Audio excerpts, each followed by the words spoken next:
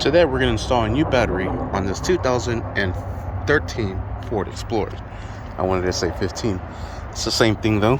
First thing we're going to do is drop in the battery just like so. Perfect. We'll remove these caps from here. Set those over to the side. We'll put on the positive terminal. It is a very tight fit with that positive terminal. Let's try to work it up and into place just like so. Alright, we'll be using a 10mm socket to get this nice and secure down. So we'll tighten up the positive terminal.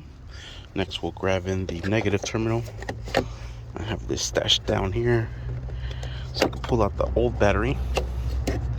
You know what, that's pretty dirty. Let me go ahead and clean that up. Alright, I just used the wire brush to clean these up. The battery cleaner, little tool. Next we'll put in these negative terminal. Push that all the way down. Alright, and then secure it down. It's a little loose. Secure it down to where it's nice and firm. Alright, and there it is. And I pushed this bracket all the way down, the handle for the battery.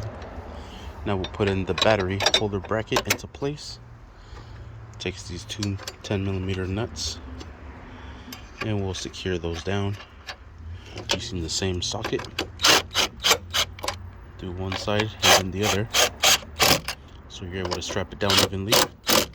And there you have it, nice and tight. Sweet. Let's fire it up. Everything is responding as it should. Sweet.